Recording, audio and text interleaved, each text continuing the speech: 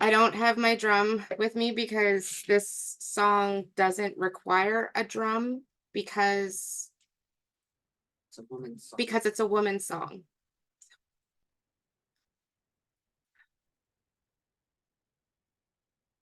Hey, ne, ne.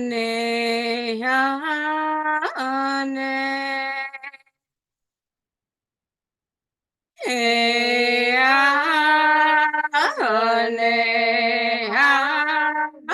ne.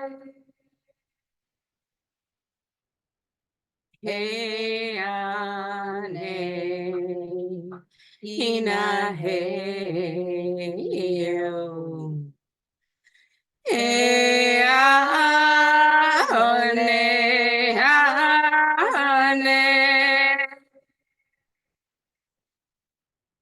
Hey, ne, ne. Hey, ne, hina, hey, yo. Tahoe, thank you.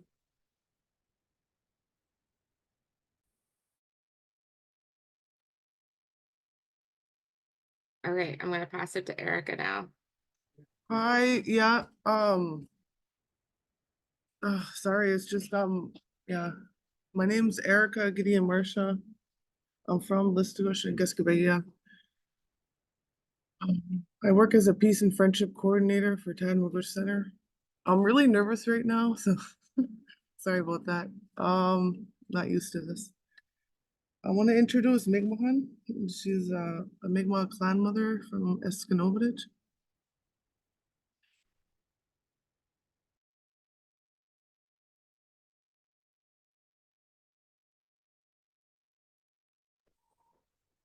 Lali America.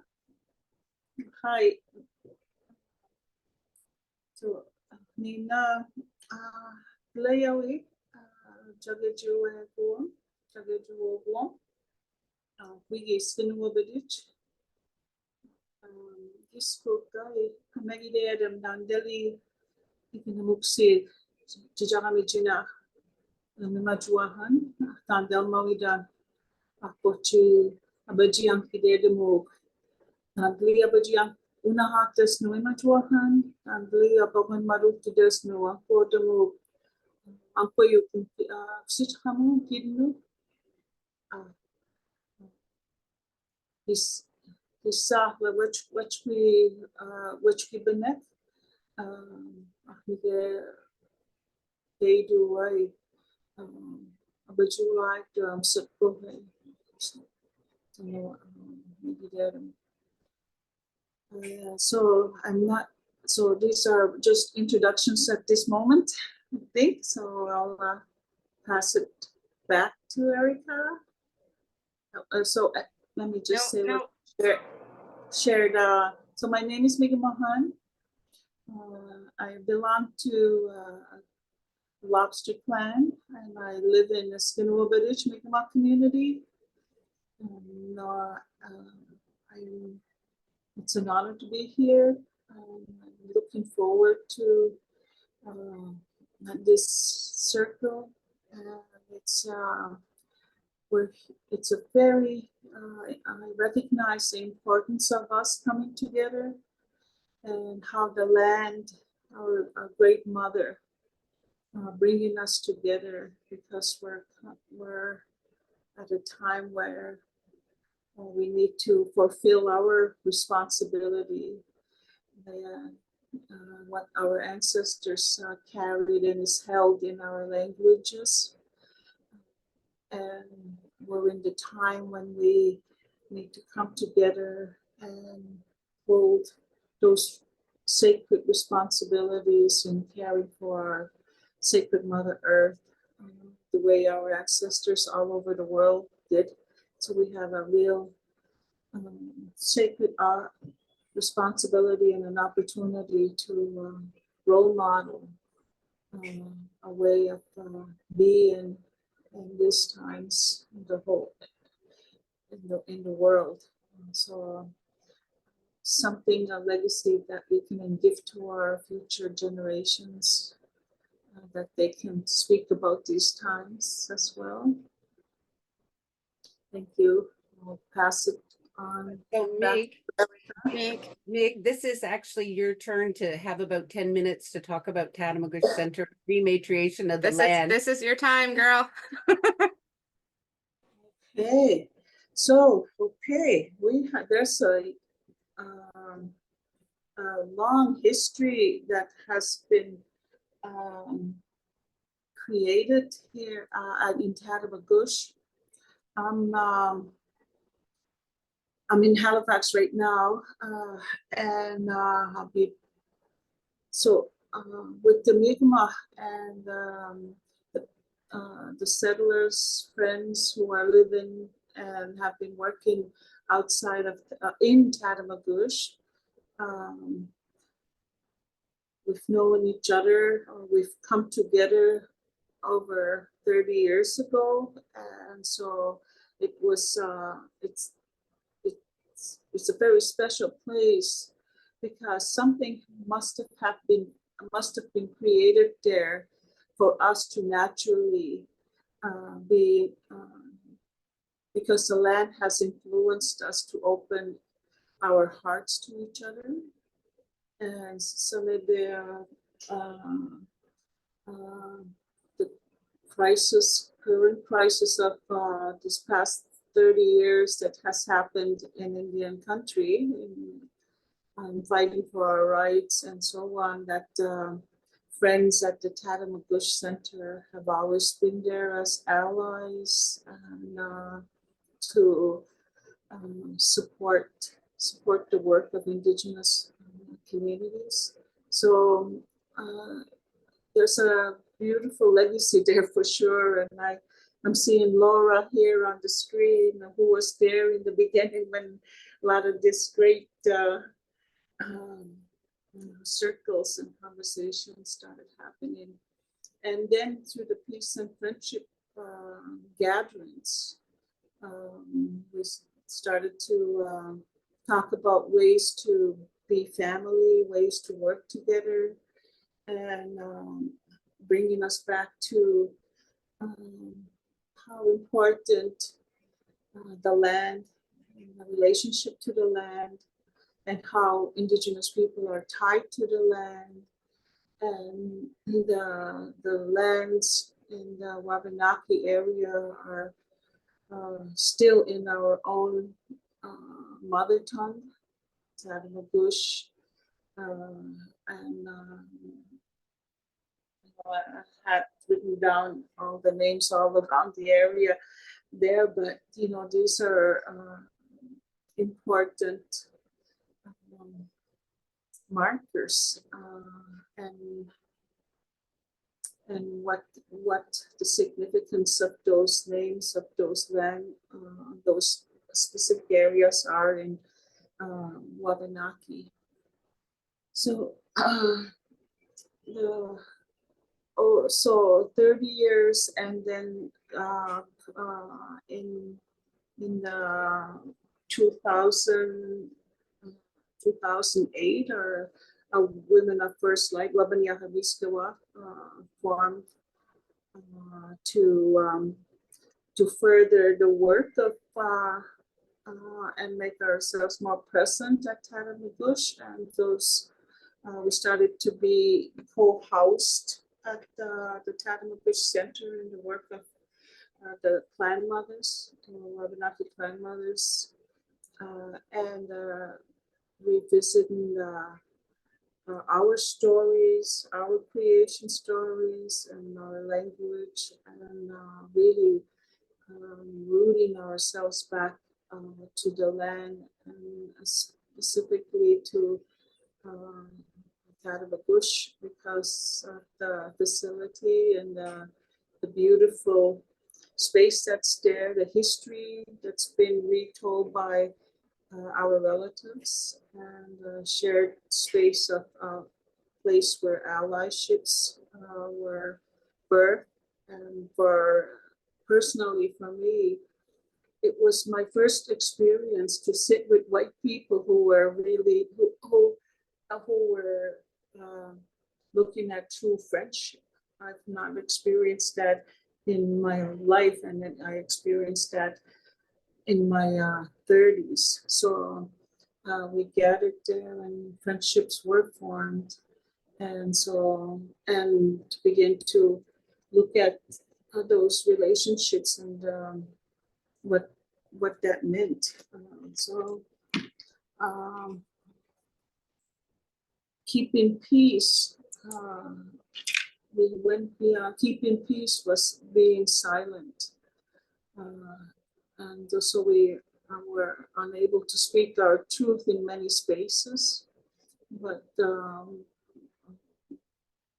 truth that we're sitting on our own homeland and being homeless in our homeland. When I say homeless, I'm talking about those treaty relations and that we have, and the peace and friendship treaties that we were entitled under in those relationship building to be able to continue to live in our homeland and raise our own places of education, health, governance, all of that. But that's pretty much non-existent. And so when I say Wabanaki nations and homeless in our homelands, that's pretty significant. And so, but the land, we are still very deeply connected to the land and relationships that the voice from the clan mothers needs to be raised and woven into these places of how we're going to realign ourselves. The importance of the peace and friendship treaties and how do we realign ourselves here on the lands.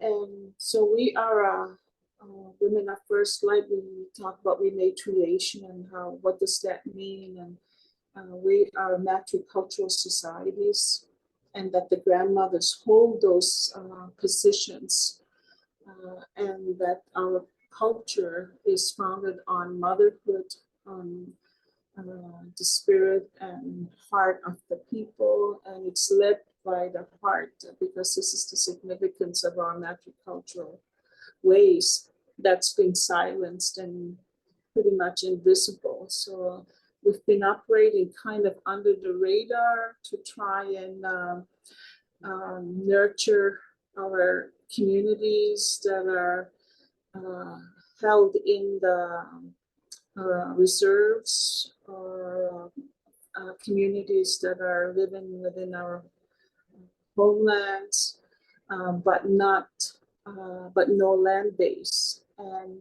structures that are that come from our own nationhood, our own governance. So we're still kind of under occupation, you know, and these are hard words, but it's necessary to speak to them because it's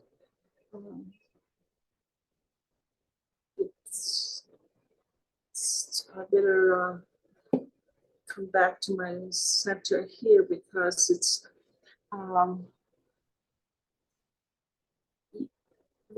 that connection is much bigger than can be, I think, ever imagined. That our spirituality and our whole identity is, and I know people are aware here that we're literally tied. Our whole identity is held in, comes from the land and is held in the land, and our health of our future and the raising of our nations is connected and tied to the land. So in the rematriation and the land reuniting, being supporting or making it possible for the family to reunite, because we're talking about humanity uniting to her great mother and being role modeled. What does that mean? You know, so that's the kind of role modeling that is been, that's out, that's not even in our radar, or we're not even looking at that, the significance of that. You know, that's the missing point or the missing recipe of raising a proud nation, or raising humanity, the spirit of humanity, and our Indigenous language holds that blueprint, and it's not focused just on humanity, but our original teachers, our clan systems. They are non-human, and they are the ones that have made that made our ancestors people of integrity, because they were connected. They were not separate. So the land, it's not brought up. This talk and this voice needs to be in the forefront, because it's how do you begin to respond, or to make those deep connections when we don't have the language, and the English language to the English language to role model, or to point a way of living with all of life, you know. And so that's, to me, those are all connected.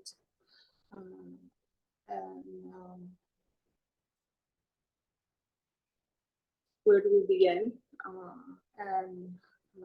It has to be something much more different. And I know the system out there has a lot of different ties, the legalities of all of that, the returning of the land to the people.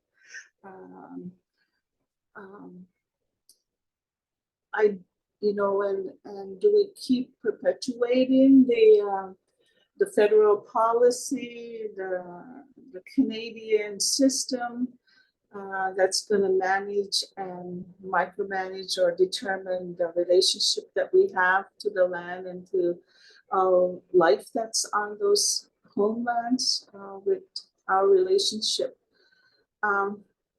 That's coming from the voices of the Longhouse. It's not institutionalized. We're bringing that into the back, into the heart, and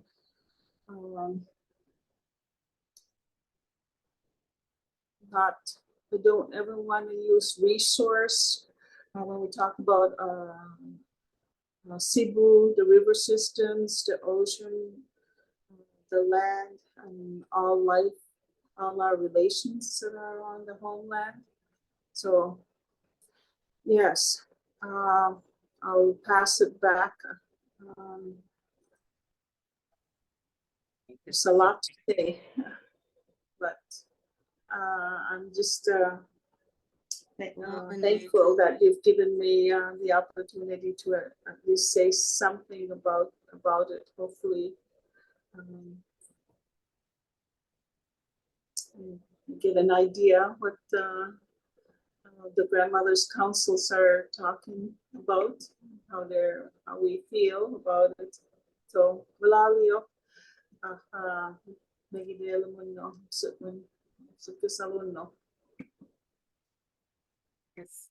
Well, and Meg, thank you. Next, I'm going to invite Tiffany Malley. Whoa, there goes my timer. You were like 3 seconds under, Meg. So next I'm going to invite Tiffany Malley, who was born and raised in Toronto, Bear Clan with family from New Brunswick and Cape Breton, Quebec. I'm just trying to read this right quick. So You can yeah, introduce I'm yourself. gonna let you introduce yourself because yeah, go for it. Oh, that was such a lovely opening. I want to Great try. really acknowledge you. Awesome.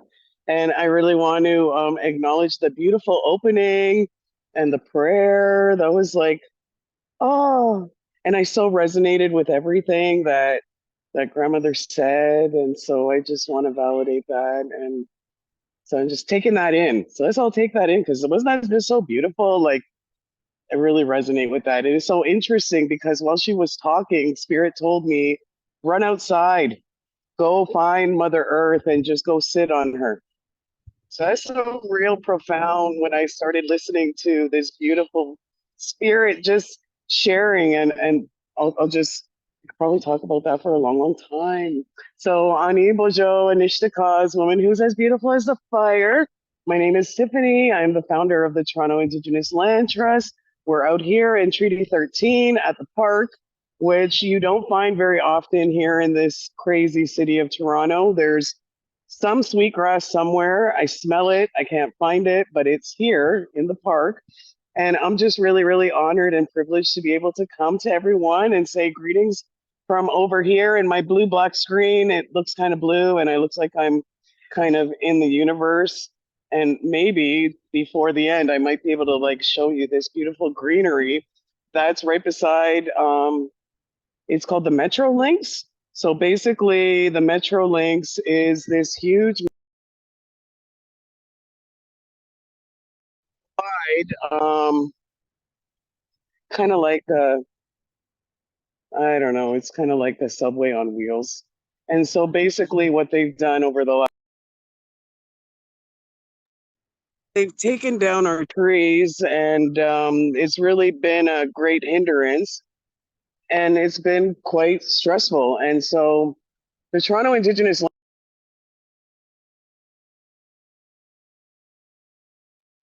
pause because my son is calling me and I'm multitasking, but can we like pause for the second and then like just talk amongst each other? Like, just so sorry, but my kid, if he calls again, I might have to just, but I know it's so disrespectful and I'm trying not to do that. So my apologies from over here in Treaty 13, where it gets a little busy. If only we could have a little bit of calm and patience with the city and all its fun and bustle. But at the end of the day, here we are as the Toronto Indigenous Land Trust, who has been really creating a strong foundation for community-led, self-determining land reclamation to really creating what is in so many ways a voice for community to be heard. Here in Toronto, we have over 17 different nations from all over Turtle Island. There's a lot of different voices that aren't really being heard. And so in a mix of being around 80,000 of us, we're really trying to figure out what does land look like for us? What does ceremony mean? What does really taking back the land look like? And so it was really beautiful when I was listening to our grandmothers sharing how important the land is. And here in Toronto, it comes a little bit more challenging to acquire the land because who's taking over? It's all about these renovictions. It's people who are realtors that are really taking these real tall condo buildings and financialization. And so in a way of the Toronto Indigenous Land Trust really working with other Indigenous land trusts to really come together and say, okay, we have all these different collective of land trusts. Because I think here in the city of Toronto, there might be around 12 that are non-Indigenous and then one who's Indigenous. So you try to think about it, if we're going to be creating and acquiring back the land, what does that look like from an Indigenous lens? And so for us, it's really working with other land trusts that are already existing. And so we're like, okay, if let's just say one non-Indigenous land trust is acquiring land look like for community, and can that really mean in terms of like well, you're another land trust. Maybe we could work together so that if you acquire land, the land trust can kind of keep it in perpetuity and then work with other land trusts that can secure maybe different types of acquisitions in different ways. And something that is really important to the land trust that we're really working on is, I know research is kind of taboo when it comes to Indigenous ways of knowing and being, but in order for us to kind of get a little bit more of a further approach in really understanding and defining what the land, what acquisition, what homeowner, like all of these things, we're going to really have to ask community that. And so for the last year and a bit, we've been really trying to connect with community, really asking them, you know, if we got a piece of land tomorrow, what does that look like? And something that really came up through my research is that here in the city of Toronto, inclusion and disabilities, it hasn't really been so prioritized. And so we think about that as we move forward. If we are able to acquire an opportunity to create housing for community, what does accessibility really look like? And it comes in all sorts of different forms, whether it's a person who has an invisible disability to a person who might need accessibility requirements within their housing. And how does that look that we're really supporting community in a real good way? And I'm also really excited to announce, as everybody is aware, in Canada, the new announcement from Minister Freeland a couple of weeks ago about the $1.5 billion to create these housing cooperatives. Now, I know that you guys are over there in Nova Scotia, but I think there's still these great opportunities where, you know, we can really look about creating a community-led initiative that really encompasses all of our relations, our community, really putting that to the forefront. And so here in Toronto, it's a little bit different dynamics, whereas if we were out in Calgary with our friend Katelyn, or out with Norm in BC, and how it is there's these common themes, but it's very, very different when it comes to the different levels of government and how forthcoming and caring they want to be. And so I really, really enjoyed all of the research we've been doing, and we're working with the University of BC to hopefully soon push out a report that really defines like what an Indigenous-led land trust, what are the foundations to that as it refers to the land in a colonial place, where we're really able to look outside of that lens and say, okay, community, what does that really look like to you? And I really want to touch upon the ceremony piece, because the ceremony piece is even more significantly important as we sit upon the land, and being able to have ceremony without interference in a way that honors all of thing that is very important to us is looking at harm reduction in an Indigenous lens way of knowing and being. And something that we've really been thinking about is creating ceremony, well, because we already have been starting ceremony, but like creating those sweats for people who are really struggling in their journey to be able to come and be part and get those teachings, and to be able to be with things in a good way. And I'm so sorry, but that'll be my 10 minutes because I gotta get my son. So miigwech, miigwech, miigwech, miigwech. And I'm here for the long. So I'll talk to you guys very soon. Pamumpy.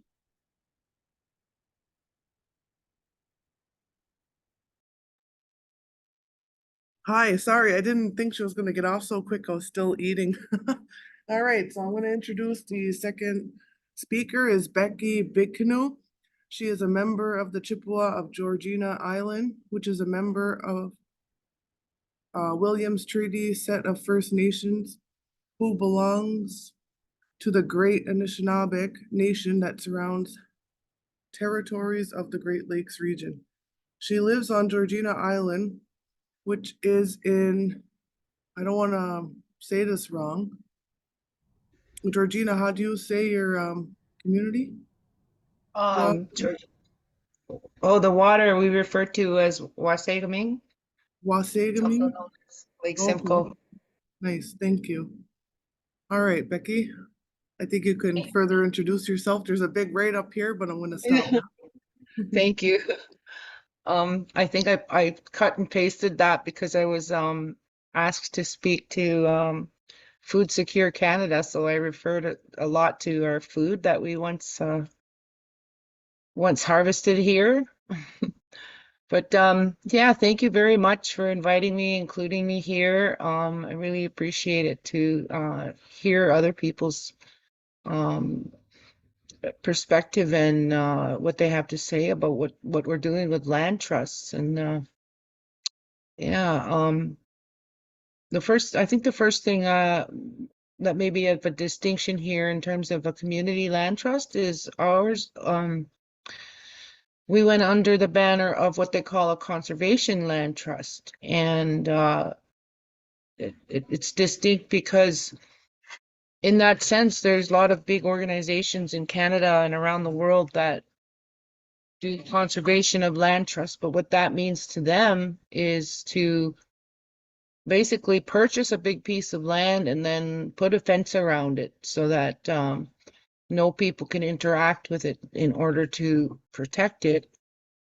And I guess in perpetuity, which on one hand is good, but it locks up a lot of land that we no longer can access. So in our original mission for Malley Land Trust, which means good earth, we made it clear that we were going to define conservation on our terms, which from the Indigenous Circle of Elders is recognized as being it's important to teach people how to live with land in order to conserve it best. And so, it means to acknowledge our ways of doing things that honored the land and kept it in a good condition, because we, in our conception of our use of the land, it was about preserving it in the same condition or better for future generations. So that's kind of what we're hoping to embark on. I want to acknowledge my sisters there from the East who, sorry about that. I should go and close off Facebook, but because historically we are the same people.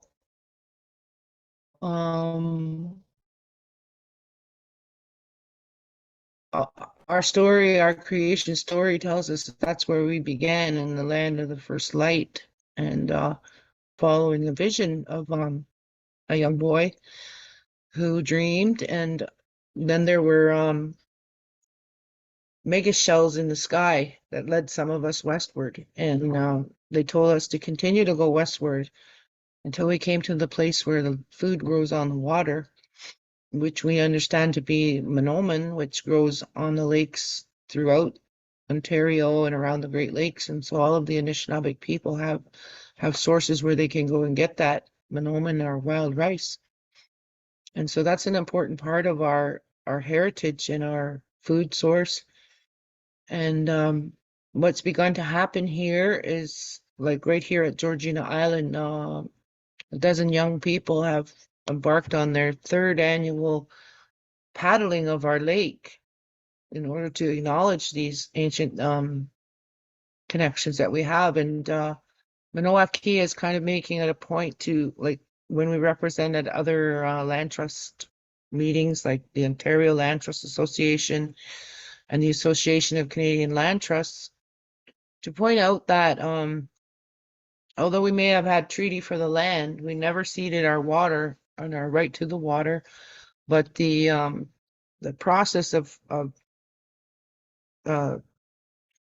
putting us on reserves and stuff like that broke a lot of the connections that we had to using the water as like our highways and our places where we'd go and seek out our food, like fish and wild rice and stuff like that. So we're in a spiritual reclamation of a lot of these things. And we want to ensure that the people of the land trust understand that when we're talking about land, we're also talking about the water and our need to get back out there.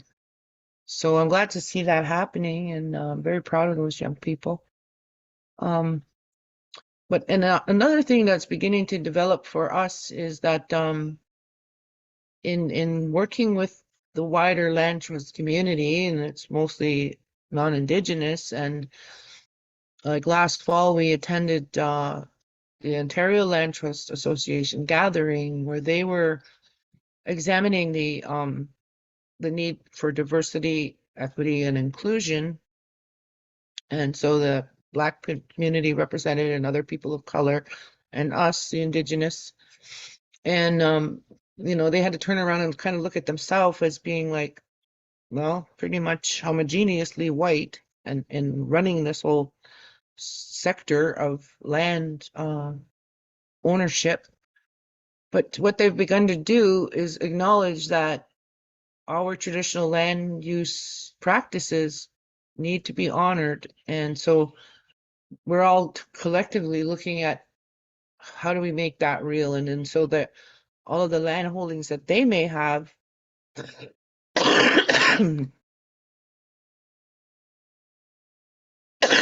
excuse me, may in some way in the future be available to our future generations to harvest and gather food from. So I feel like we're making headway in that sense.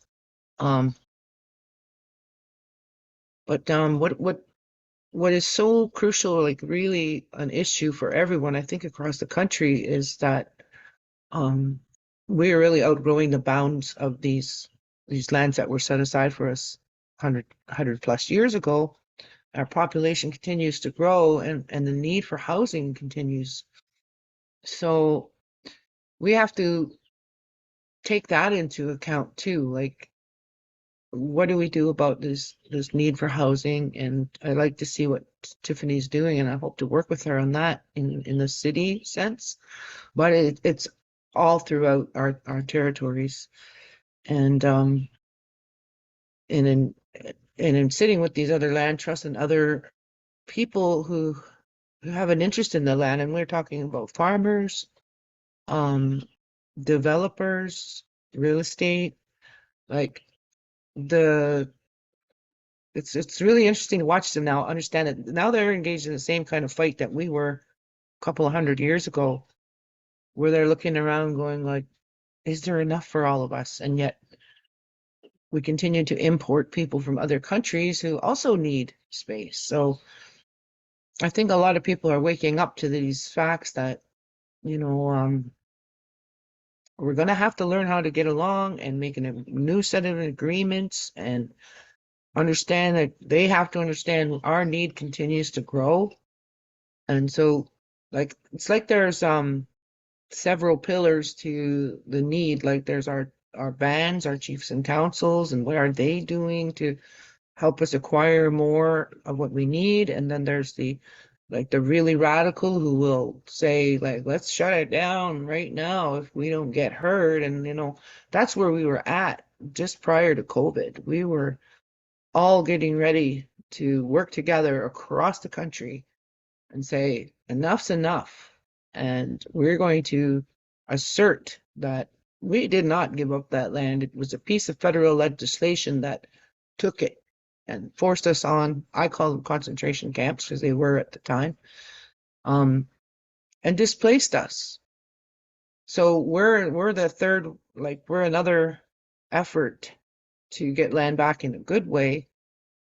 And I really think we do need to, like, work together, find the best ways that we can support one another, and make some space for our future generations. And probably there's a few more things I wanted to say, but you know, going off the top of my head, and don't want to overtake my space here. Really eager to hear everyone else's point of view. And again, I'm thanking you for including me here today. To me, much. Thank you so much. Thank you. I'm just kind of overwhelmed. Everyone's just, woo. Okay, I'm gonna I'm gonna introduce the next speaker, which is going to be Katelyn Lucas, who is a Métis woman who has been working with Indigenous communities for over the past 20 years, with a strong focus on homelessness and vulnerable populations. Katelyn has engaged in many levels from frontline to leadership. At present, she is the executive director of the Elizabeth Fry Society of Calgary and chair of the Aboriginal Standing Committee on Housing and Homelessness. Katelyn is currently working with elders and knowledge keepers in the city of Calgary, United Way of Calgary, and other community partners on the development of an urban Indigenous community land trust model. So I'm gonna hand it over to Katelyn. Great, thank you. Obviously, I need to update my bio because it's about 8 years out now. My name is Katelyn, as Tasha indicated, and the project that we've been working on, we're sort of in the infancy stage of our work. We just finished a project over the last 2 years with elders and community collaboration. So even though it was led by the Aboriginal Standing Committee on Housing and Homelessness, along with the City of Calgary, United Way, and Home Space Society in Miigam'agan, the work has really been done by community, and in particular our elders, who we started the project out with and continued to meet and get our guidance throughout the process. And it was really important for them right from the beginning. They said that they wanted to be involved. They didn't want to just have us come and try to validate the project at the very end, that they wanted to have a voice all the way through. So we started off initially with the question of, what does the land mean from an Indigenous worldview, and how is that contrary to the perspective of a Western view? And some of the things that the elders talked about was really the meaning of the land, and in terms of natural laws. And in Blackfoot country here, we talk about natural laws being Simoksan, and a little bit more to the north of our brothers and sisters in Treaty 8, we talk about it as being Wakotewin. And I know every language we have our own concept of what natural laws are. So that was the primary piece. And then just talking about how as Indigenous people, it's more about the connection to the land, as we heard from the other presenters, that the land is kind of at the base and the foundation of all that, we are as Indigenous people. So we don't believe that we own the land. We work with it. It's that natural law piece again.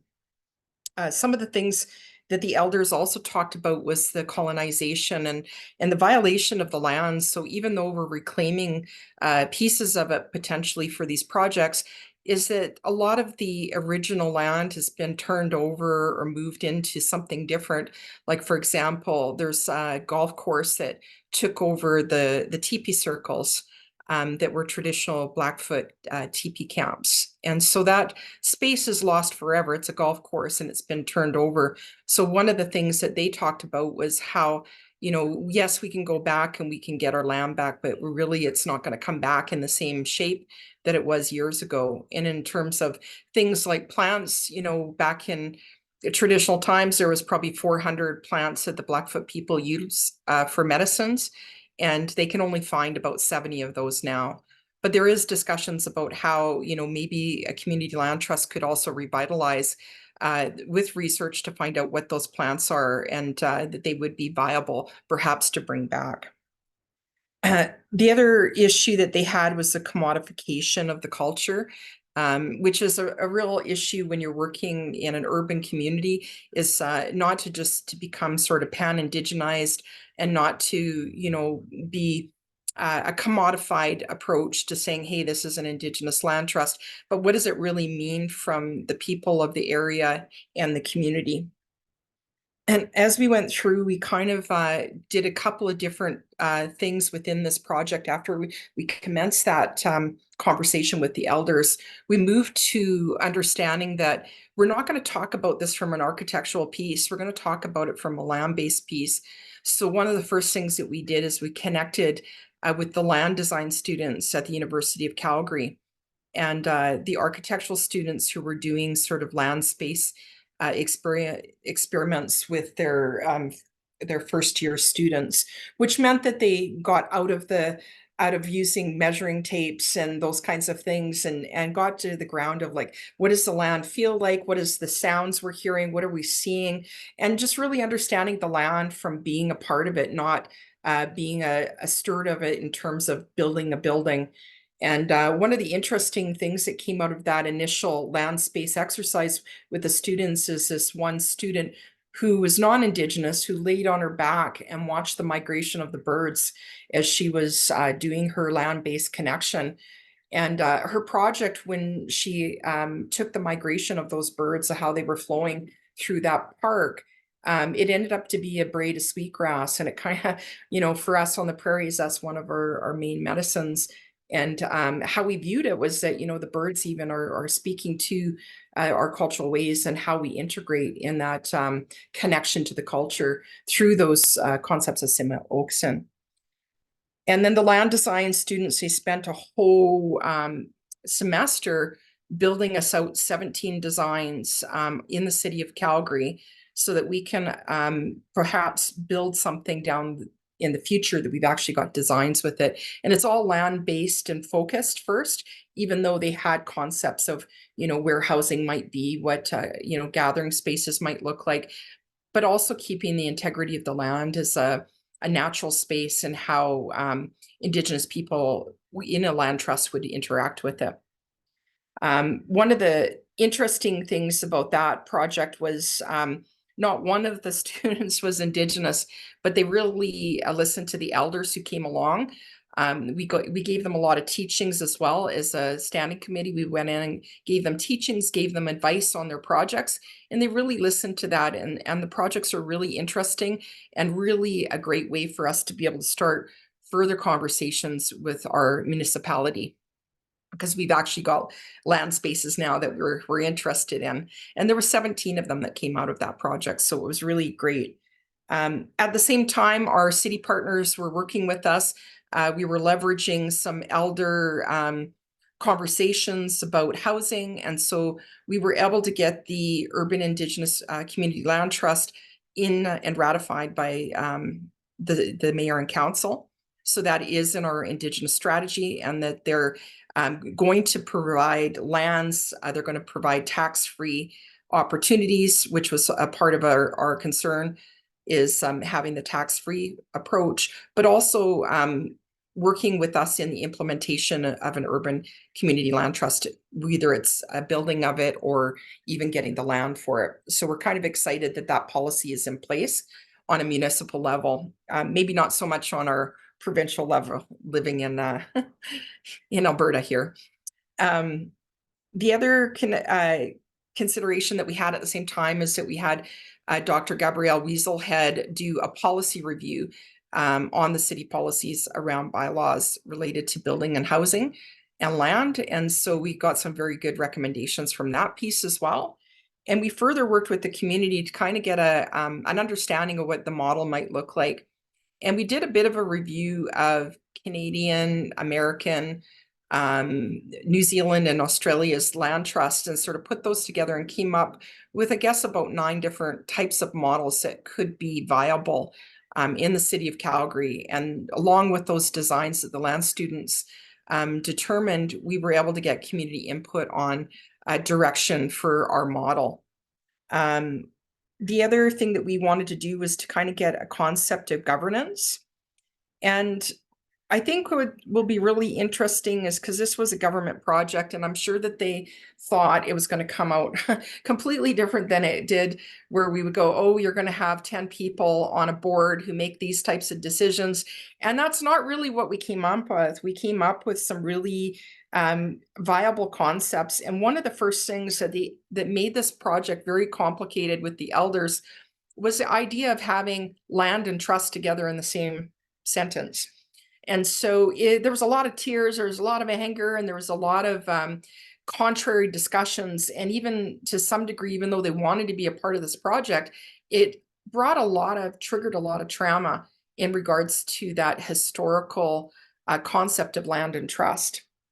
And so we had some really good elders, like Dr. Reg Croce was a part of this project.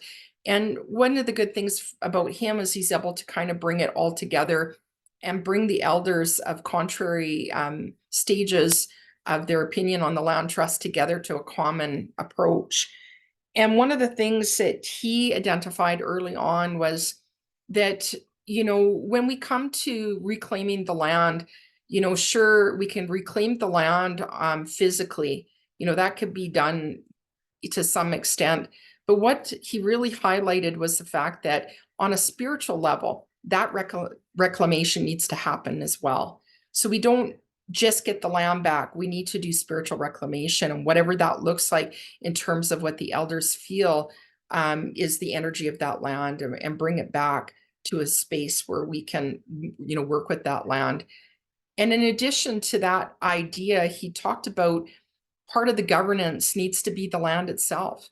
The land is a being, and the land is a part of the board of the board of a community land trust. So I think government will have an interesting perspective of this community land trust by the time they read our document. I'm sure we'll get a lot of feedback. So we talked about just even like the idea of you know, cultural values, and the TP teachings became a big part of these conversations. And in particular, we talked about how, you know, when colonization occurred, the people were taken out of their teepees and put into their houses, and most people still laid in the same room. Like they got in a room and all their feet are into the middle of the room, like they were in a teepee. Like they really carried on that lifestyle. And many of the old people, as soon as the spring hit, they'd put their tent outside and live out there throughout the duration of the spring and the summer until late fall when it got cold again, because that wasn't the traditional lifestyle of the Blackfoot people here. So being able to look at that concept of teepee rights, even, you know, like you earn the teachings around it, you become maybe an owner, you get the rights to paint your teepee, but you have a responsibility to it. And trying to equate that concept in relationship to the idea of homes in a land trust is something that the elders felt would be a really critical part of the development of a land trust that connects housing and land together and people. They also talked about the importance of a stewardship of the land, and I don't think that's any different than what Rebecca and our grandmother talked about, and Tiffany already, is that really in terms of our appreciation for the land, it's about, you know, working with it, living with it, sharing, and, you know, not wasting, being able to provide for our families with the land, but also giving back to the land where we need to.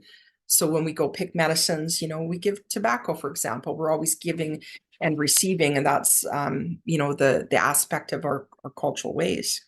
So stewardship is super important. And also looking at how, you know, with this idea of the land as a living being, is to build the land trust governance model around that.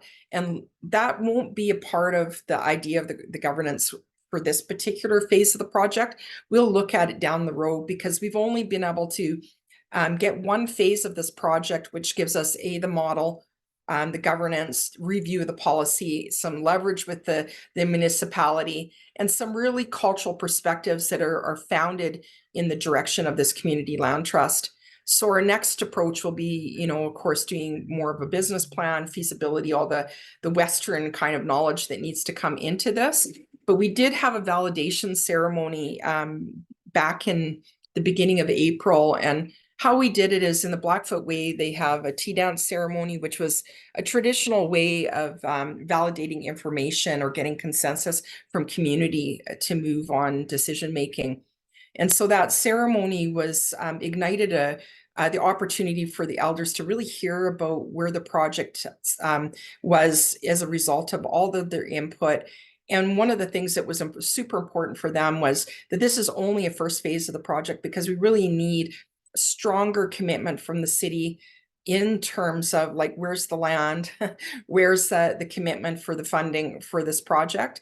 And so they want a broader municipal announcement about this project, but they also want more commitment in terms of resources from all levels of government. So it was validated, which is great. But again, it's only the first phase, and we're in the very infancy stages of our work in comparison to our other brothers and sisters that are already well on the way and have land and are in the process of housing people or whatever conservation that they're establishing. So thank you. Well, I'll in Katelyn. So I'm going to introduce our last speaker, which is Leech. He is the Executive Director of Frog Hollow Neighborhood House, Director of the Vancouver Aboriginal Community Policing Center, and the President of the Downtown Eastside Community Land Trust. The Downtown Eastside Community Land Trust aims to move away from the colonized relationship with the land toward one that is healing, responsible, and sustainable, based upon the wisdom that enabled Indigenous peoples to live long, prosperous, and healthy lives for thousands of years, while also preserving affordable housing in the neighborhood by sheltering property from the global market that is driving up the housing prices around the globe.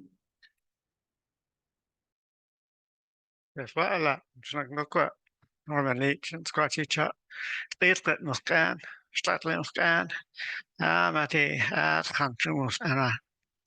I'm Norm Leech. I'm from Katelyn. This is a picture of the Fraser River from up above our reserve. Our reserve surrounds the town of Lillooet. But I grew up in East Vancouver most of my life. So I will begin by, I acknowledge the land itself first. The land was here first. The land is not just property. The land is a relative, an ancestor, our greatest grandmother. And she has provided us everything since before the beginning, since before we were humans. She's our oldest ancestor that we share with the dinosaurs. She's given us everything that we've ever eaten or drank or used as medicine or shelter, us and all our ancestors. And so we know that every cell and molecule of our bodies has been from her and will return to her. And if you consider that relationship of giving everything forever, that is the definition of love.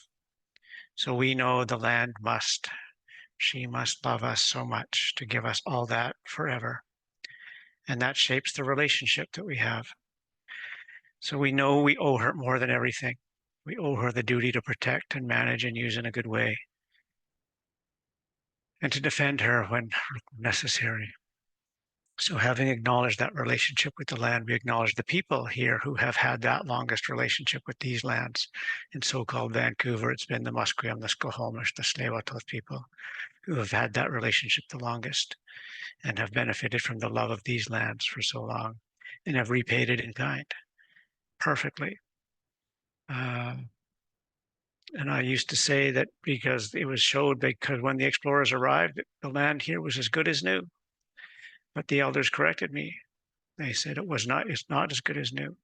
It's better than new. When the explorers arrived, the people understood it was their responsibility to leave it as good as or better than it was provided to them.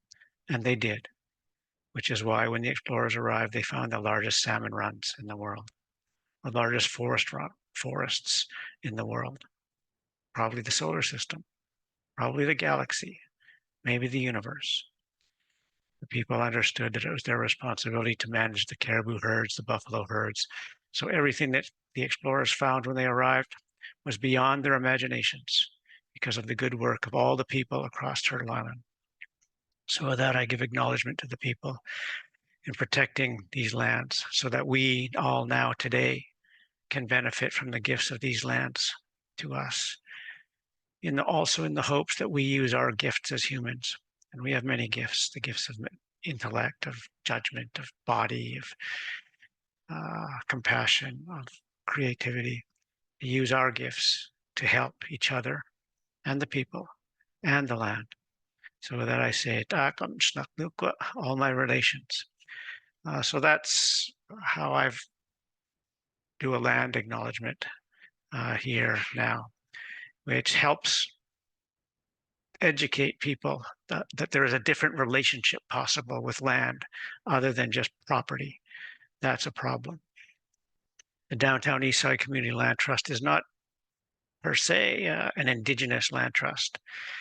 I'm the president, I'm Indigenous. 40% of the residents in the SROs that we aim to protect are Indigenous, but it is not an Indigenous land trust per se.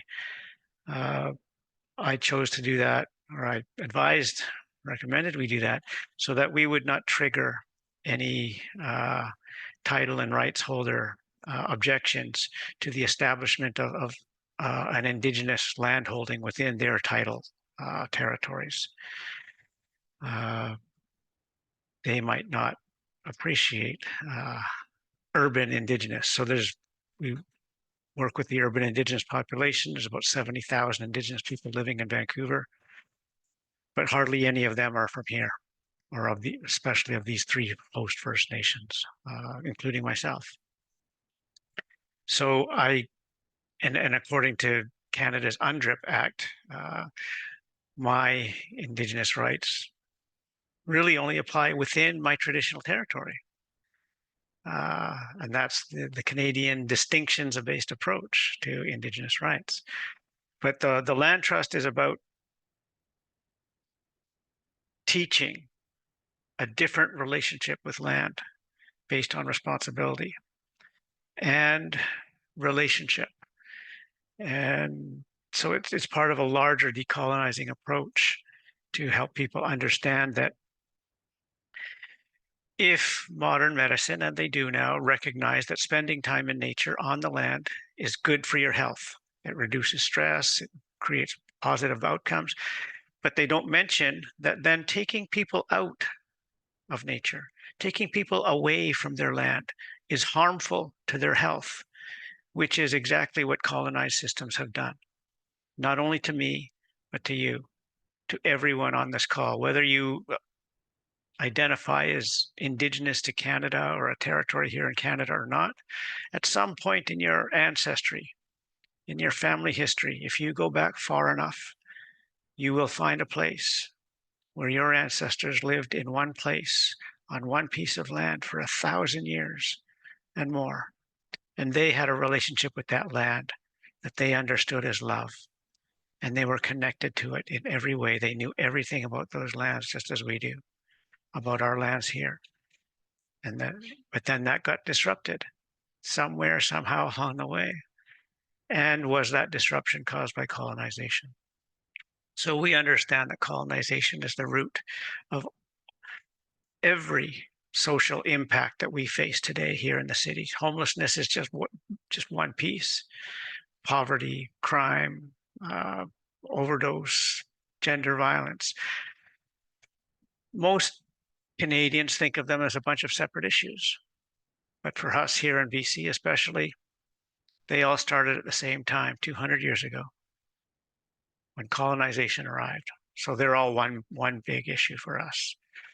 So the more we understand that these are the impacts of the tools of colonization, the written laws, the language, the education system, the economic system, then the more we learn about these systems and these tools of colonization, the more we realize how diabolically brilliant they are. They thought of everything. They covered every base. So what we aim to do in BC and Vancouver especially is to start to learn those tools of colonization and understand how they work, and start to use them back against the system and for the benefit of the people who are suffering under them now. Not only Indigenous people, but women, but poor people, children, young people, immigrants, all. And one of those tools is the land trust. The oldest land trust in Canada is the reserve system. Those are lands held in trust for Indians by the Crown. And so for Canada to pretend that they don't understand what land trusts are, what they're possible, how they work, or how to work with them, that's bullshit.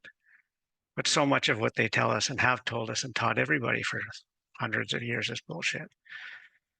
So we aim to enact a different governance model in the buildings. So we want to buy SROs, which are single room occupancy rooming houses, hotels, which are the last step before homelessness in the city. And there are about 4,000 units left in Vancouver, and they are the targets of developers because that's the cheapest properties that they can find, so that they can buy them and then redevelop them and sell expensive condos. So we aim to find a way to purchase them either ourselves or with the support of government to protect those residents and those properties from redevelopment. Once we establish the concept and prove it, then in my role as the executive director of the Frog Hollow Neighborhood House, I aim to develop a land trusts in the neighborhood, so that, because in the neighborhood that I operate in right now, my clients can't afford to live in this neighborhood. My staff can't afford to live in this neighborhood anymore. I cannot afford to live in this neighborhood anymore. So people need protection from the market. The global market is now purchasing all the real estate. And once a corporation owns a piece of land, well, that corporation is duty bound and actually legally required to maximize the profits for its shareholders. And the only way to maximize profits on real estate is to raise the rent until nobody can pay. And then you reduce that rent by 10%. And that's how you find the maximized profit for that land. And that's the goal of the REITs and the billionaires now across the globe. So this is happening in every livable city in the world. And the answers to all these problems, whether it's wealth inequity, poverty, stress, trauma, is in uncolonizing and teaching people that everybody has decolonized, has pre-colonial roots that were better. The fact is, we have an opportunity in Vancouver and BC is because we're some of the last people who remember. And across Canada, we were the last colonized. Everyone else was colonized before us. It wasn't invented here. It was invented everywhere else. It was perfected here. So this is a part of an overall approach to protecting an original relationship with land that people deserve, that really our lives depend on. Our survival on this planet depends on it. So that's the big picture. The details are the details. We're getting to those one by one. We're overcoming the resistance, the obstacles, the barriers. We're finding more and more partners and supporters as best we can. We're lobbying provincial, municipal, federal governments. We'll talk with anyone. Have any questions, give us a call. We'll talk to you then. Thanks. Well, and Norm. Yes, thank you so much, Wallin, to all the speakers today. Oh, my heart is full. And I also want to just touch base a little bit from the youth's perspective on some of these things, because there's been so many amazing threads that have come out through all of your awesome 15 minutes. And I everything that all of you that you've said it just touches home, right? We all know that feeling. We all have it within our DNAs as Indigenous, that call to the land and what that really means, and how colonialized way of being has really just separated that. So I know for me specifically, I've been living in the Tatamagouche Centre on the land here for the last 9 years. And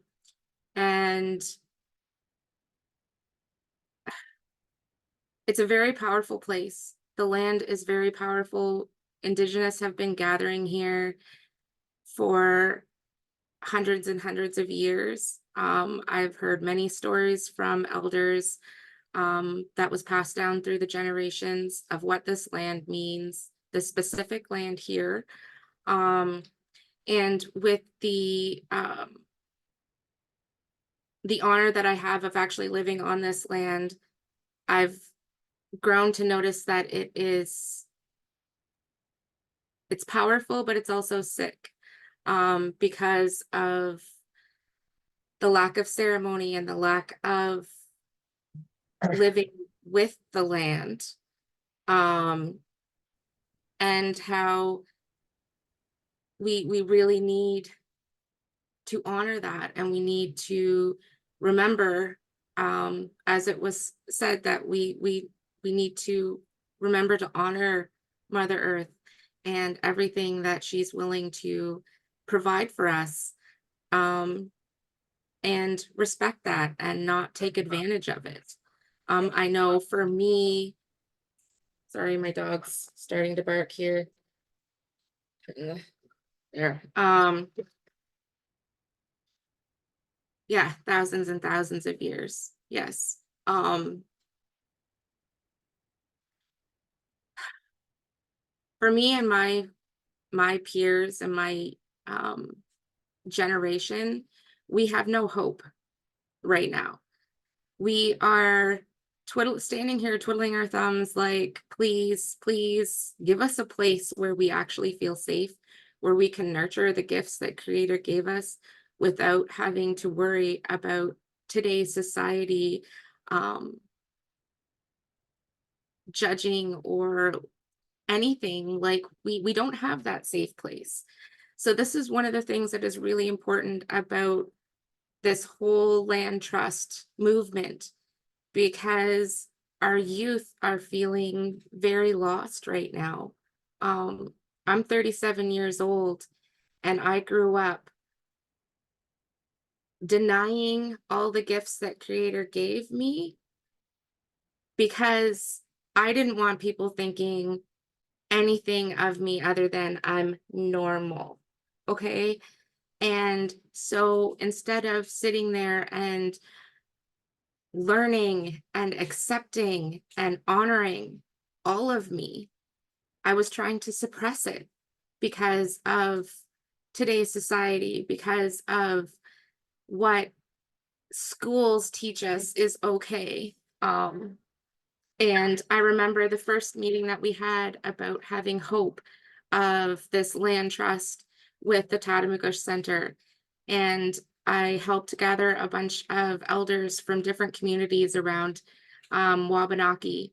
And right away, instantly, as soon as we said this could be this could really happen, every single one of them,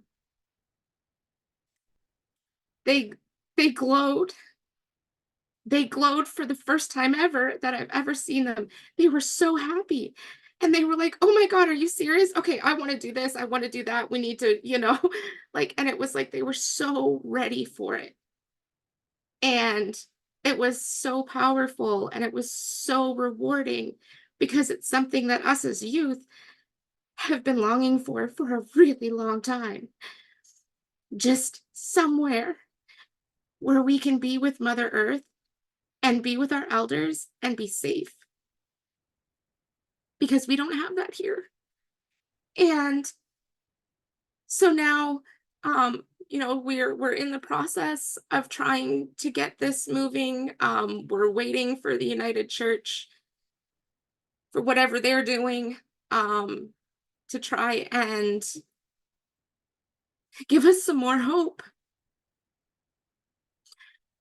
Because like I said, when I went and I talked at a couple conferences for the United Church, and like I told them, how many of you can look at your grade 8 school photo and know that over half of them are gone? I can, my best friend can, I know a lot of other Indigenous that can. And this is what we need to change, because right now we're dying. We're dying and we need some kind of hope. And this is what this is. This whole land trust idea, this is what's giving us hope right now, because not only do we need it for our own healing, but we need it for Mother Earth's healing as well. Because she's our main mother that supports us, and right now we are just surviving. We are just surviving. And we need hope so that we can switch that into thriving, because we deserve it. After all of this,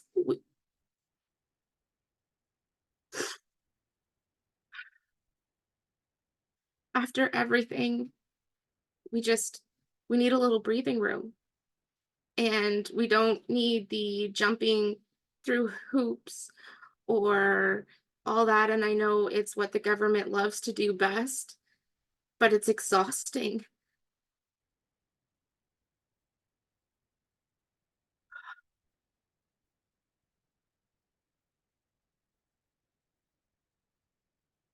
I don't want my sons growing up as I did. I want to give the next generation hope. And so hearing all the speakers today, I'm just like filled with so much hope right now. And it's kind of overwhelming. And I just wanted to share a little bit from a youth's perspective, because it's not, for me, this isn't just putting a title on some land. It's so much more than that. So much more.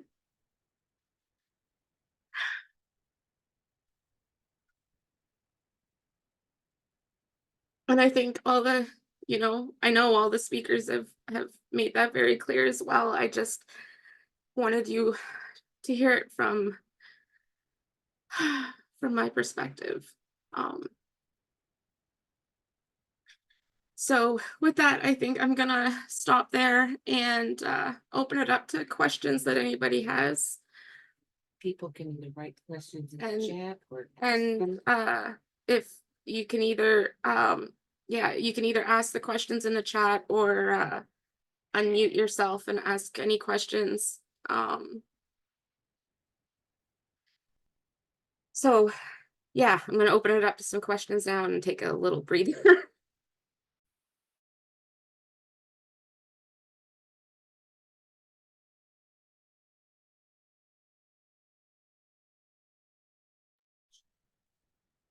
and Any questions? Any are welcome. right.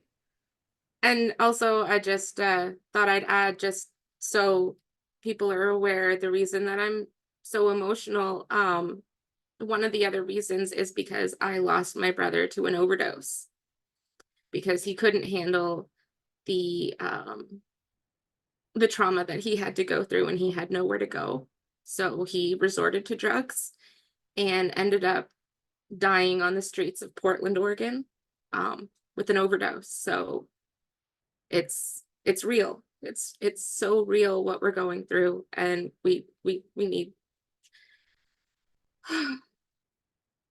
It is real. We just lost a young person the other week to suicide. She was 24 and she had a newborn.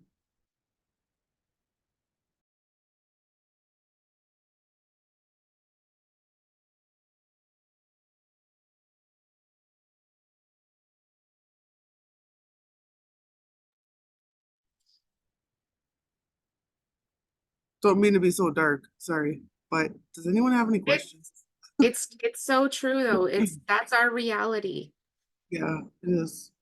One of my best friends, she lost 40 some family members in 3 years. Like, it's our reality.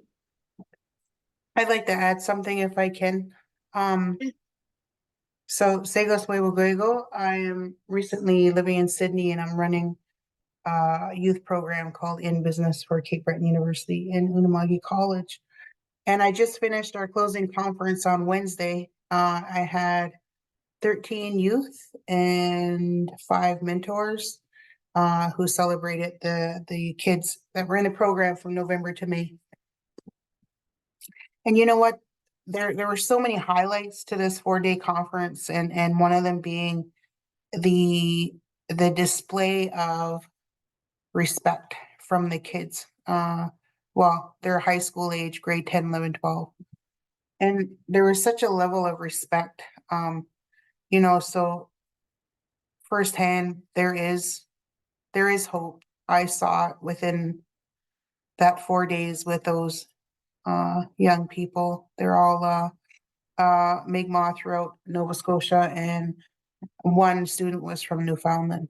And you know, I think that one of the highlights was the elder that was on site when we had the banquet dinner. Their celebration was kind of buffet style because it was a small group. And so there was 5 students. I was sitting beside the elder, and there was 5 students at different times come up to him and said, "Can I get you a plate?" You know, by the time it happened a third time, he was kind of like, no, that's okay. I got one, thank you. And you know, it's funny. We started laughing because we are just like, oh my God, these kids are so cool, you know. And you know, when I have them from May to November, you know, it's kind of trying to stream a thread of life and air and, you know, just uplifting as much as I can with them. And it's such a great experience. And so they don't really have anywhere to go. They don't, you know, school, and if they join a team, but it's different because our identity and our absolute way of life and our thinking and our hearts are a little different from the other races as Indigenous Ongwahome people, you know. And some people, you know, might get it and most people will never. So we really do need a space, and I couldn't help but tear up as well, Tasha, to hear you share, because I just got done spending a really, really great 4 days with some really, really good people and young people. And, you know, yeah, they really do need the space. They need somewhere to be able to learn about themselves, to, you know, a place to be uplifted and acknowledged and heard and seen. I'm not sure. I haven't really seen something since I've been here in 2019 that has been profoundly impactful in helping that identity piece that is always missing so much in all of us across the nation. You know, and it's up to us. It's up to this time of truth and reconciliation. It is up to all of us that are still here and able to be here to make that difference in their lives. I just want to share some of that. Thank you.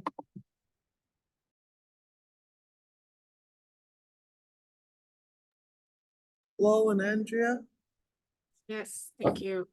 does anyone have anything to add or question? I just seen someone raise their hand, but I didn't catch the name. Okay. Yeah, it was me, Ani Bojo, Okay. everyone. I just really wanted to acknowledge everyone who came to the circle, and it takes a lot of courage for our youth to really be vulnerable, and I want to acknowledge and honor her for her vulnerability, and like lots of hugs. We've connected a couple times, and you know, something for me about the land trust that's been really hard is like getting community to come together. And I couldn't help but notice that there's a real nice group of people that are here. And so I'm just wondering, like, what do you guys think about, like, what are the next steps? Because I know for me, it's like really starting to get community to start coming out to these type of circles where we can really start planning, and like, what does that look like for out there is going to be a little bit different than what it looks like over here in Toronto. And so like, I'm ready to like, sorry to throw everyone like on the spot, but like, who wants to like help? Because like, I think for me, I really want to help. And if there's others on the call, like that is like saying, you know, the land trust was a little bit interesting and I kind of understand it. And it's really important for us to honor her and to like, see, look at that, Erica's down. So like, see, like stuff like that, like I'm ready to like help them to take this to like, what do we need over there in all of your relations of the people who are here now and like what we can bring forward, you know, like community engagement or like just really bringing people together. Look, Nike Banana Berry is on it. See, look at that. And I like that everybody is really trying to really be open here. And Jill wants to look at this. See, talk about community coming together.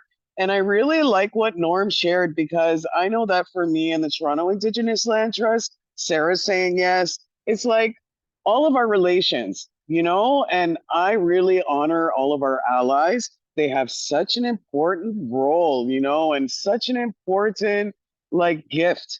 I feel like all of us have all of these really cool gifts, and each of us come together with our gifts and we're able to like really bring some change and honor our Mother Earth. Like I need her. Just like all of our relations need her. We need her to be nourished and that water. And I have a friend and she's been here doing this water walk, this land walk, and it's in the peak. So it's like it's like about a month long where they start in May and then they end in June.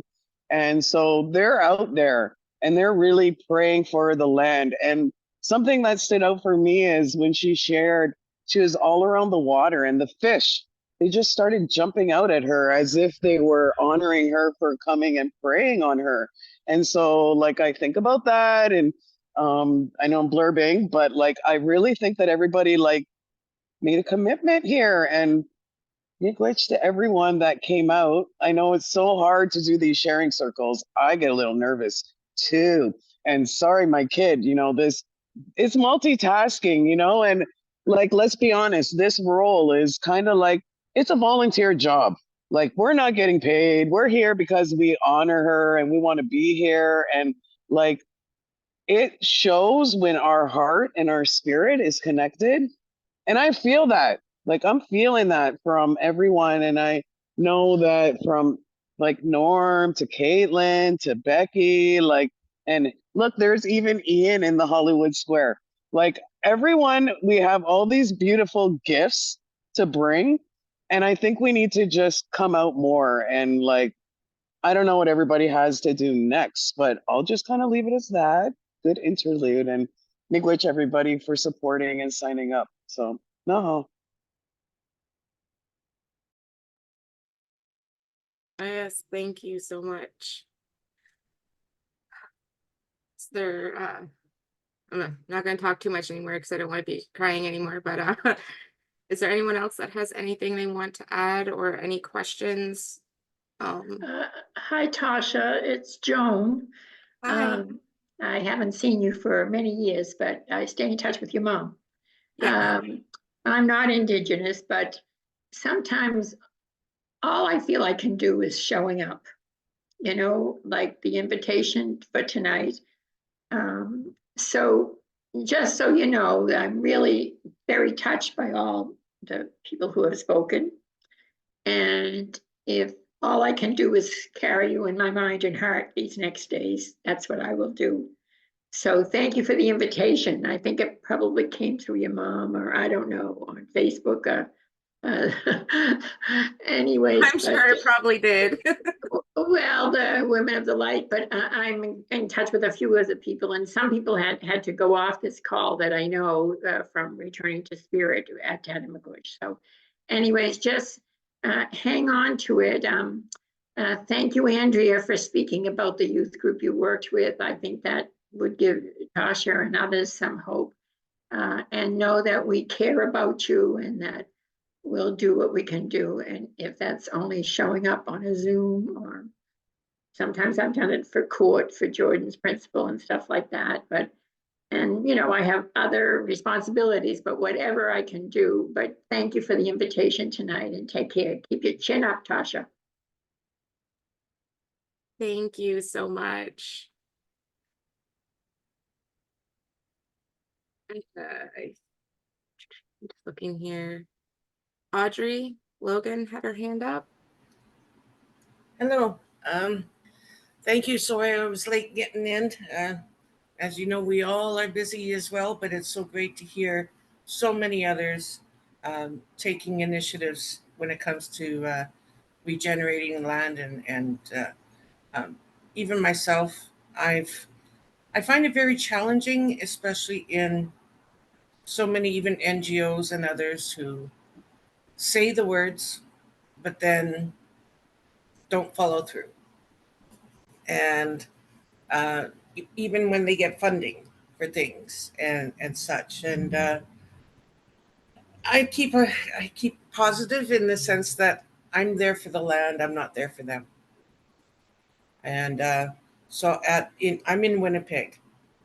Very challenging here. When I first got here to Winnipeg, it was like a desert, especially when it came to food access and so many other things that I myself got involved with many different groups to, well, hopefully make change. So we started Food Matters Manitoba. We started Direct Farm Manitoba, and as well as many other initiatives in West Broadway, Good Food Club. But I manage, I'm land steward of Spirit Park, 200 Yonge Street in Winnipeg. So Saturdays at 10:30, I share what knowledge I have there. We have 10 plots that we made for the community. And, every little bit helps. I know we always think that we have to do a big project, but sometimes that's just not a doable thing. I've been doing this, growing my own food and foraging in the cities for, oh gosh, I haven't been in a store now 20 years. But it's, I dehydrate as per our traditional ways, and it's been wonderful. I do dehydration nations on Facebook. I don't post much there anymore because I've got everything dried already. So, but the more we share and find out what others are doing, because there's so many great things people are doing, but we don't always see them, right? But many of us are doing it, and we don't necessarily want to be seen sometimes. um, I'm rather shy actually, but I'm doing it for the land, you know, and what she gives and giving back to her. So uh, I don't know. I just knowing now that there's a land trust initiative alliance. I'm going to look that up and look up more ways that we can um, steward land in a good way, but also to find ways to stop the gatekeeping and the domination of funds and other things from some of these organizations that apply for funds for land stewardship, but then don't want to follow through or want to play, oh well, we have to verify it first and other things. Just finding ways around that kind of stuff. Uh, so it's challenging. I had a garden a couple years ago get totally destroyed, and they came back saying, "Well, we'll get you to come back in 3 years and do another one." And I'm like, "No, no." And it was dismissive, but then again, I figured, well, maybe I was meant to go back to Spirit Park. I helped plant that 20 years ago, so that little tree that I planted that was only a foot tall is now 20 feet tall, and revitalize it. And it's a challenge, but I'm up for it, at least as well as I can. And thank you for having me. And like I said, I'm sorry I'm late, but hopefully we can find a way to just share more. Come on down if you're in Winnipeg, Saturdays 10:30 to whenever we end. Last weekend we didn't end till 3 o'clock, but we got things planted and we got things going, and we got the University of Winnipeg now involved in bringing their Indigenous studies students as a land base to realize we don't always have to go out to a forest. We have a forest right here. We have land right here that needs caring and taken care of. So land is wherever your feet are on, right? That's how I feel. But thanks again for having me to say it. Thanks. Thank you so much. So you might want to ask Norma if he has any thoughts about it. Mig, you have your hand raised? Oh, she does. Yeah.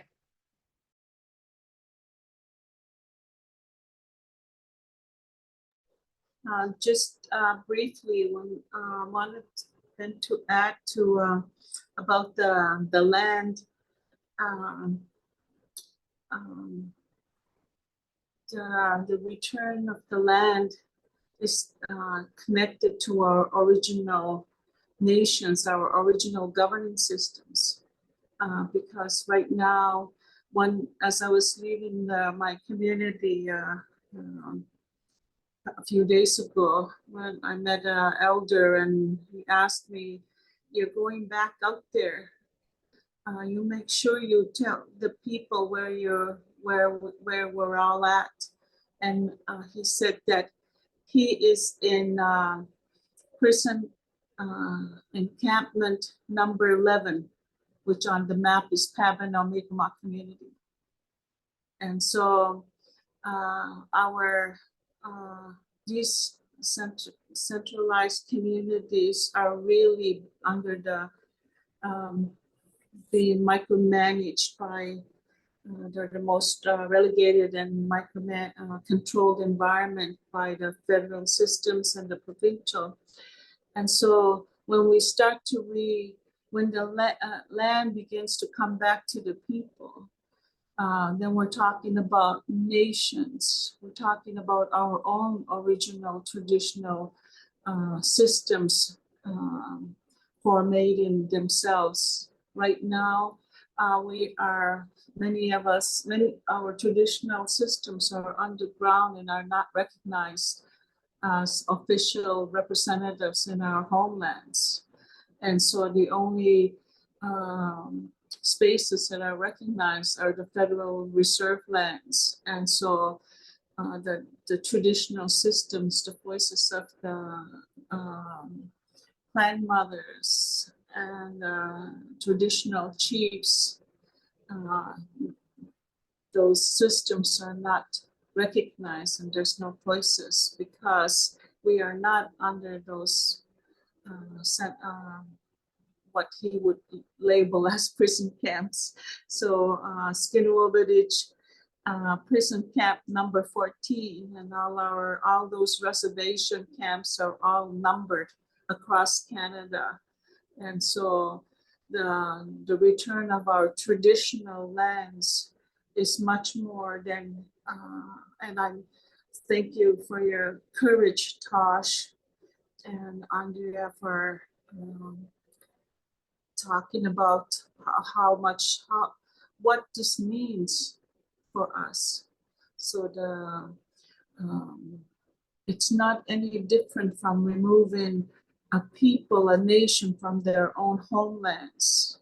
And people, our relatives on the other side of the globe are here as refugees that have been removed from their lands. And so here we are in our own homelands, and there's a relationship here, treaty relations, and we need the allies that are in here to make sure that their government begins to listen to the legal systems, and it's the Canadian Constitution and the treaties are we're all legally responsible to make sure that something comes and honoring that. It's very difficult, and this is to be negotiating or not negotiating, but to be sitting around the table with people who don't even follow their own laws. So here we are, and I'm just echoing the voices that's been heard generations, and it was wonderful to hear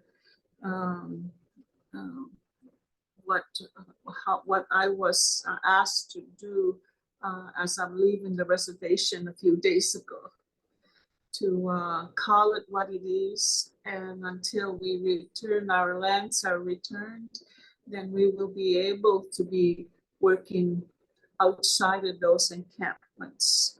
And we're really fighting among ourselves because of those ban elections, ban governing systems. That's just, it's much more. So when I hear Tosh talking about all of the conditions that are among us and that we're living in, it's not because of us. It's just the layout of the land that's been imposed and what keeps us on that edge. And so I am a clan mother, and I sit in a council and a traditional council, and that Canada refuses to recognize. And that, but we are the owners of and holders of our own inherent rights, and it's to be there, supposed to be protected under the treaty relations and the Canadian Constitution. So here we go. I never thought I'd say that, but it feels safe in this circle to be able to talk. So I really appreciate and thank you so much for having this space, and people across land be able to talk and hear our voices, hear each other. And I look forward to future circles.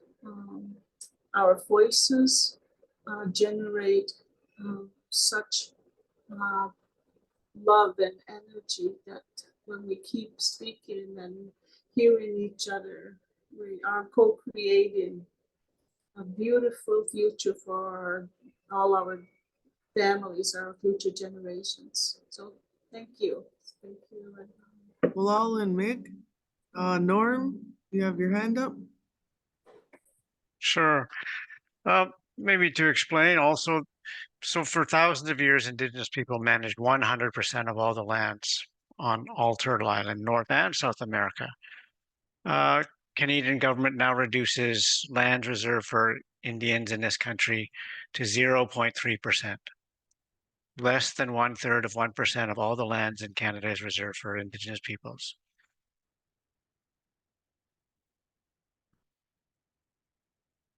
A country this big, second largest country in the world, tiny population of barely 40 million people, and Canada cannot afford to give more land to Indigenous people.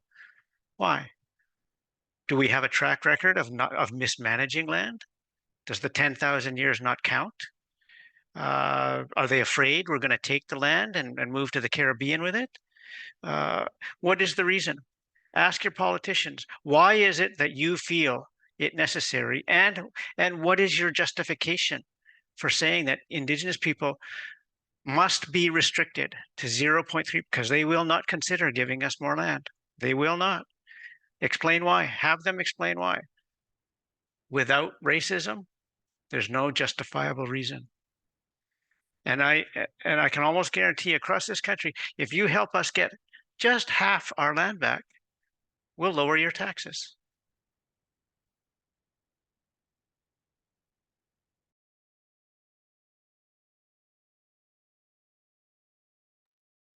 Love that. Yeah, so true. Andrea, you had your hand up.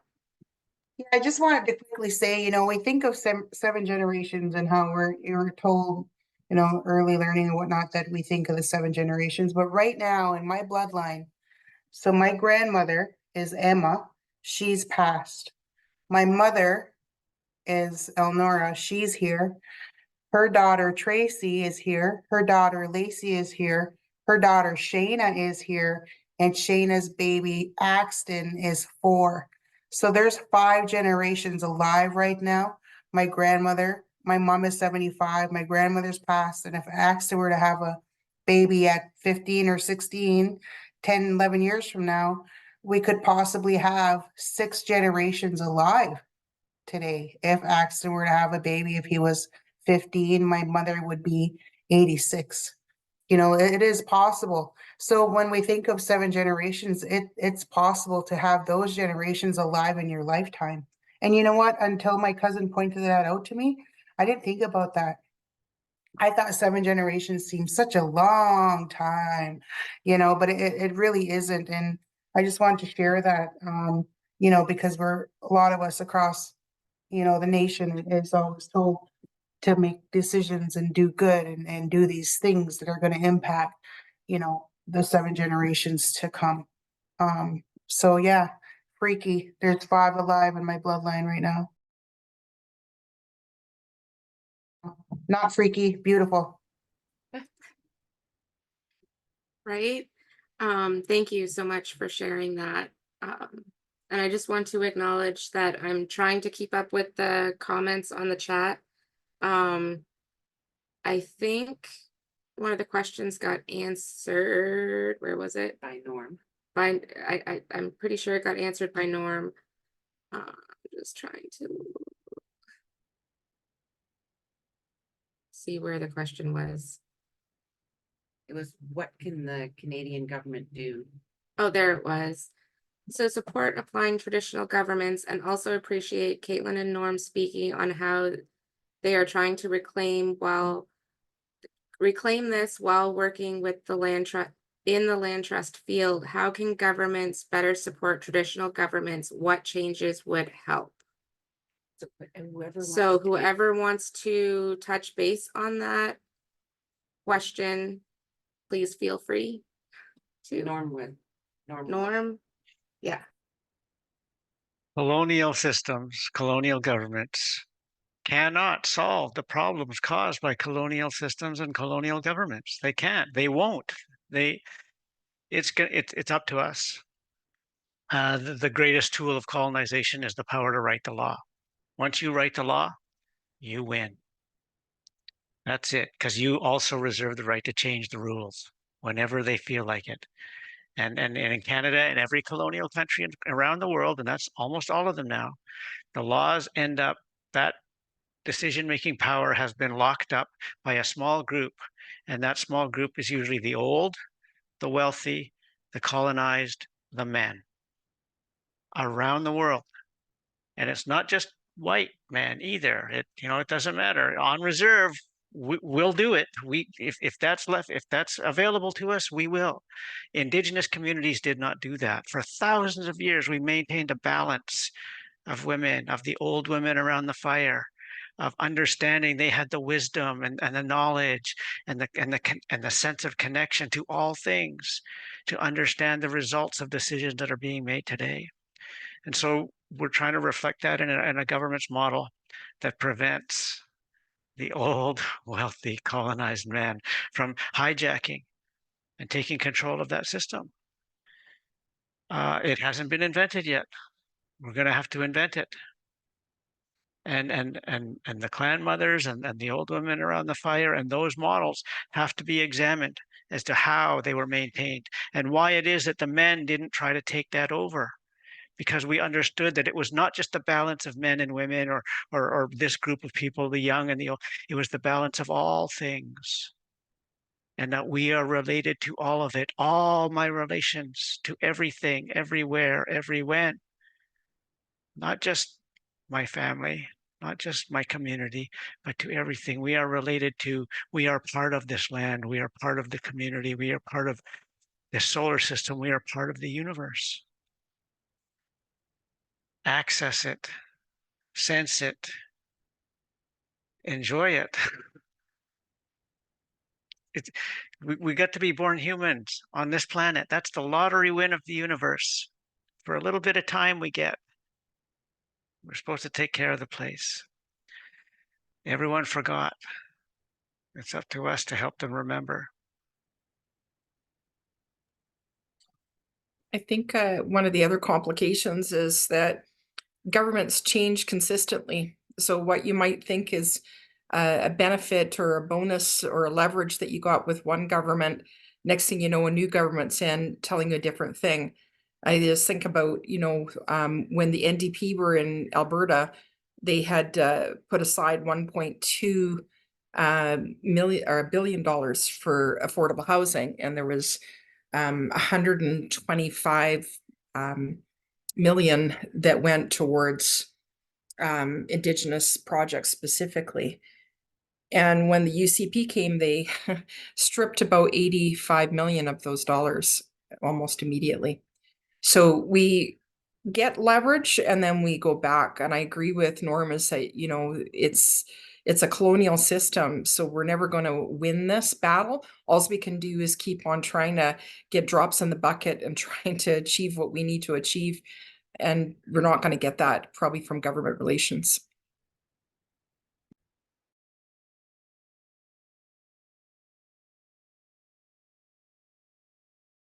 Do another session. Thank you so much. We're almost out of time. We can do another session. I'm not gonna be, if I missed a question in the chat, I'm so sorry. I'm trying my best here.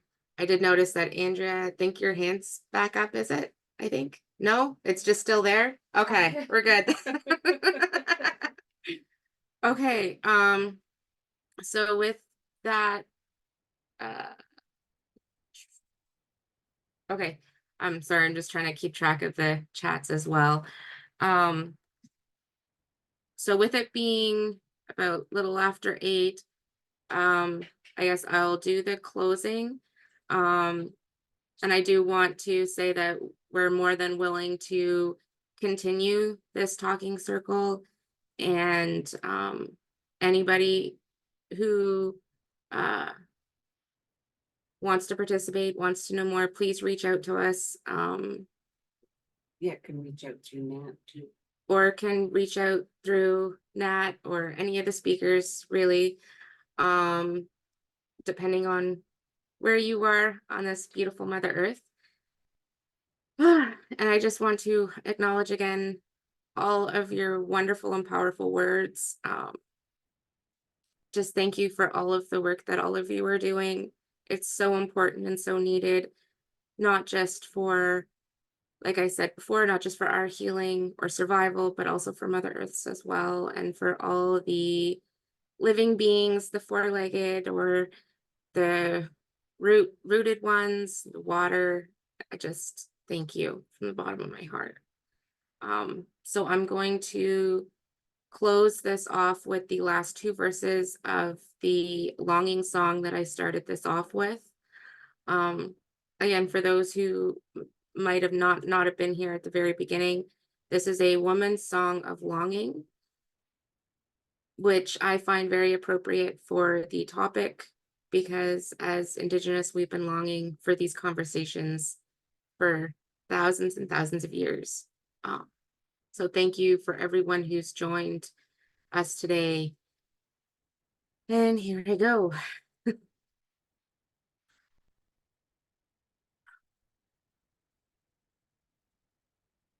Hey,